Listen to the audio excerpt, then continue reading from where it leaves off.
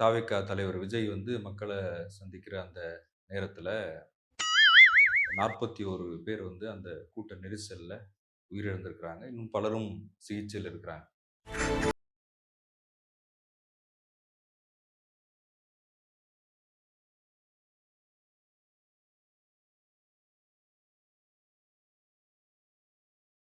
இந்த தகவல்கள் இந்த இந்த சம்பவம் போயிட்டு இருக்கும்போது, நீங்க ஒரு முகநூல்ல ஒரு பதிவு போடுறீங்க. இந்த வஞ்சகத்தை விஜய் எதிர்பார்த்திருக்க மாட்டார்.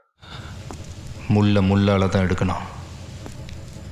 சுயநலவாதிகள் இதை செய்துட்டாங்க அப்படின்னு சொல்றீங்க. ஒரு பக்கம் பார்த்தா தாவேகா தரப்புல குற்றம் சாட்டுறாங்க இல்லையா? திமுக இதை ஏதோ சதி செய்து விட்டது அப்படின்னு சொல்றாங்க. தமிழ்நாட்டுல எந்த அநீதி நடந்தாலும் அது திமுக கட்சிக்காரர் தான் இருக்கான். நீங்க உலகத்துல எங்க தப்பு நடந்தாலும் அமெரிக்கா இருக்கிற மாதிரி தமிழ்நாட்டுல எந்த தப்பு நடந்தாலும் திமுக காரனா தானே இருக்கான். வர வர சாட்சி எல்லாம் ஸ்ட்ராங் ஆகிட்டே போகுது. அது கூட இது ஒத்து போற மாதிரி இருக்கு. இன்னொரு பக்கம் இந்த வஞ்சகத்தை செய்து விட்டார்கள்னா நீங்க மக்களை சொல்றீங்களா இல்ல யார சொல்றீங்க அப்படின்னு ஒரு குழப்பமா இருக்கு. ஐயா நீங்க என்னென்னமோ பேசுறீங்க, எனக்கு ஒரே குழப்பமா இருக்கியா. இன்னும் சிலர் கேட்குறாங்க, நீங்க வந்து ஒரு மீட்பர் வருவார் அப்படின்னு சொல்றீங்க. ஒரு சைக்காலஜிஸ்ட் எப்படி வந்து மீட்பர் வருவார்னு சொல்றாங்க அப்படின்ற கேள்வி எழுப்புறாங்க. அந்த பதிவு பல சர்ச்சைகளை ஏற்படுத்தி இருக்கு. ஐயோ மாலா, எரிச்ச தாங்க முடியலடி, பேன 12ஆம் நம்பர்ல வை. விஜய்க்கு ஆதரவாக அந்த பதிவு இருக்குதோ அப்படின்னு சொல்றாங்க. எப்படி பாக்குறீங்க? அந்த பதிவு விஜய்க்கு ஆதரவா தான் சார் இருக்கு. அன்டவுட்டட்லி விஜய்க்கு ஆதரவா தான் இருக்கு.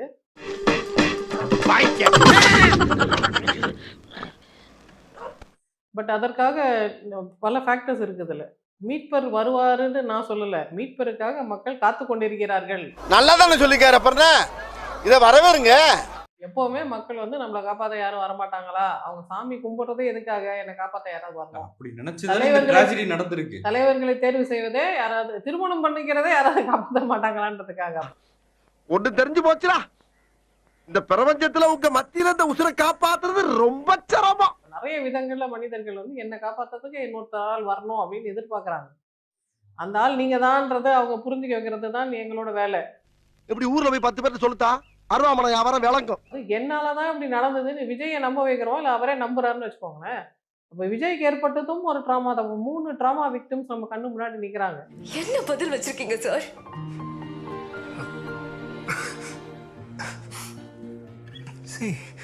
எனக்கு இதெல்லாம் எதுவுமே தெரியாது. யாரும் என்கிட்ட எதுவுமே சொல்லல. விஜயால அது நடக்கலன்னு சொல்றீங்க? விஜயால அது நடக்கல, அவரால தான் நடந்தது. எதுக்காக அப்படி சொன்ன? சொன்ன அப்பப்போ பணம் கொடுப்பாங்க, அதாங்க சொன்னேன். Very good very good. Vijay பேர்ல தள்ளி விட்டு வாங்க உங்க மேல ஏறி நின்னு நான் அவரால போலீசார் எச்சரிச்சுட்டே இருக்காங்க. நீங்க கொஞ்சம் கிட்ட வாயே. போங்க தம்பி, இன்னும் கிட்ட போங்க. இன்னும் கொஞ்சம் கிட்ட வாயே.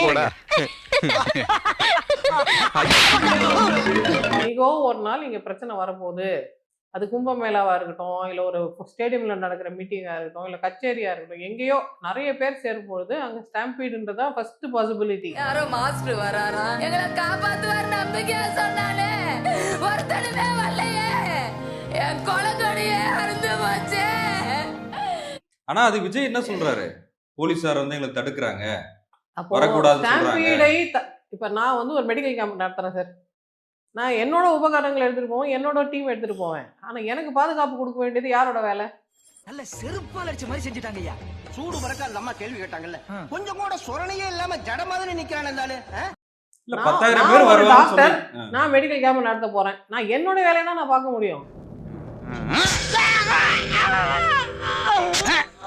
அங்க வந்து நீங்க சாக்கடை எல்லாம் மூடி வச்சிருக்கீங்களா? எல்லாமே செக்யூரா இருக்குதா? இத்தனை பேர் வந்தா என்ன நடக்கும்? அந்த அசம்பாவிதத்தை மதியானம் 12 மணிக்கு வரேன்னு சொன்ன விஜய், ஒரு நிமிஷம் நான் முடிச்சுக்கிறேன். கொஞ்சம் பேச விடுறா. நீங்க தான் பேச மாட்டேன்றீங்க ஜி. இந்த அசம்பாவிதம் நடக்காமல் தடுக்கிறதுக்கு தான் ஏற்கனவே சம்பளம் கொடுத்து மந்திரி, மினிஸ்ட்ரி, கவர்மெண்ட்னு ஒண்ணு வச்சிருக்கோம். கவர்மெண்ட் வந்து அவங்க காசுல வேலை செய்யல. 500 போலீசார் இருந்திருக்காங்களே. வெச்சுக்கங்க. அடுத்த முறை என்ன பாக்கும்போது இதை விட அதிகமா ஃபீல் பண்றேன். அவ்வளோ கவர்மெண்ட்டுக்கு நாங்க காசு கொடுத்து, வேலையை கொடுத்து, பதவியை கொடுத்து, அதிகாரத்தை கொடுத்து உட்கார வச்சிருக்கிறோம்.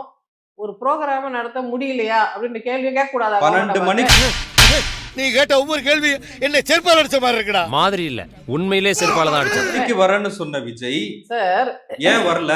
அதுக்கு நான் கடைசியா வரேன். நீங்க முதல் கேள்விக்கு இல்ல இந்த கேள்விக்கு பதில் சொல்லுங்க. இல்ல வரேன். இந்த பாரு, வாய் முடி சும்மா இருக்கியா? சரி செஞ்சு எடுத்து குடிக்கிறா நீ. வேணாம். அப்போ இப்போ இதுல 3 டிஃப்ரெண்ட் ட்ராமா விக்டிம்ஸ் இருக்கிறாங்க. அந்த 3 பேருக்கும் நிவாரணங்கள் வழங்கணும். அதுல ஒருத்தர் யாருன்னு நீங்க பாத்தீங்கன்னா பப்ளிக்கு படிச்சு வந்தவங்க விஜய். அமைச்சர் இந்த முறை மாட்டுவான். அப்போ பப்ளிக்கு நான் சப்போர்ட் பண்ணும்போது நீங்க கேள்வி கேட்கல. இவங்களுக்கு நம்ம நிவாரணம் வழங்கணும், இவங்களுக்கு இப்படிலாம் பண்ணணும்னு சொல்லும்போது நீங்க விஜய்க்கு சப்போர்ட் பண்ணும்போது நீங்க என்ன கேள்வி கேட்குறீங்க? குச்சமே இல்ல.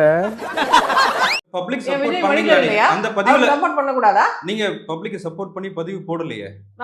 என்னோட எல்லா போஸ்டும் பாருங்க சார். முதல்ல நான் பப்ளிக்கு தான் சொல்றேன், இது வேதனையானது. ஐயோ எந்த ட்ரெண்ட்ல பேசினாலும் எந்த ரூட்ல போனாலும் விடவே மாட்டேங்கிறானே. நான் என்ன அவங்களுக்கு என்ன, நான் வெறும்னே சோஷியல் மீடியால போஸ்ட் போட்டுட்டு அப்படியே கை பசிஞ்சு உட்காந்துட்டு இருக்க ஆள் இல்லைல்ல. அதுக்கு என்ன பண்ணணுமோ அதை எங்களோட டீம்ல அதை பண்ண தானே வேணும். என்ன பண்றீங்க?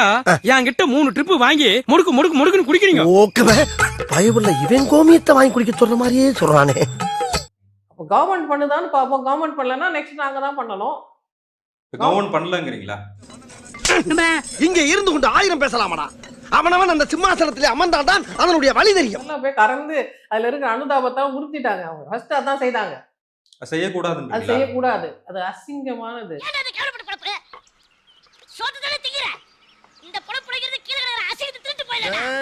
ரொம்ப பார்க்கவே 40 பேர் செத்து போனா போட்டோம்னு நினைக்கிறீங்களா? 40 பேர் செத்து போனா கவர்மெண்ட் என்ன பண்ணணும்? மற்ற டைம்ல என்ன பண்ணீங்களோ உங்க அபிஷியல் புரோட்டோகால் என்னவோ அதானே செய்யணும். பாரு செய்யறதையும் செஞ்சு விட்டு குடிக்கிறத பாரு, திருவிழாவில காணாம போன புள்ள மாதிரி குடுகுடுன்னு ஓடி போய் பாருங்க, நாங்க அனுதாபத்தை தேடிக்கிறோம், அனுதாபம்லாம் எங்களுக்கே கொடுத்துருங்கன்னா இது என்ன அல்பமான இல்ல பிஹேவியர். விஜய் இறந்து போன இடத்துல நீங்க போய் டிராமா பண்றீங்களா? பார்க்க அசிங்கமா இல்ல உங்களுக்கு? நாங்க அவ்வளவு பேக்கா? தமிழ்நாட்டு மக்கள் அவ்வளவு பேக்கா? எங்களுக்கு தெரியாதா நீங்க பேக் பண்றீங்கன்னு?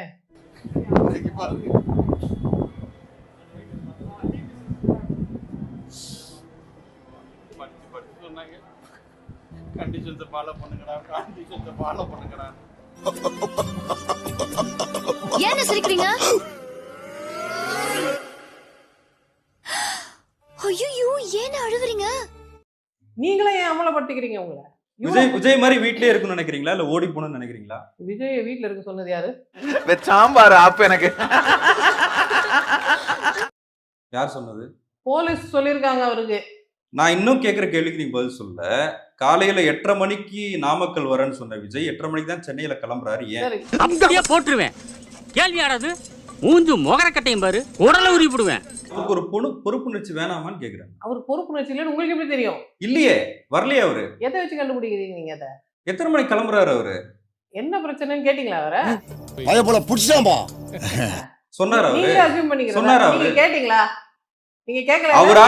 அவருக்காக வந்த கூட்டத்துல யாருக்காக, யார் சார்புல நீங்க அசியூம் பண்றீங்க? ஆஹா இவ்வளவு வேலை செஞ்சு மண்டை மேல இருக்க கொண்டே மறந்துட்டேனடா.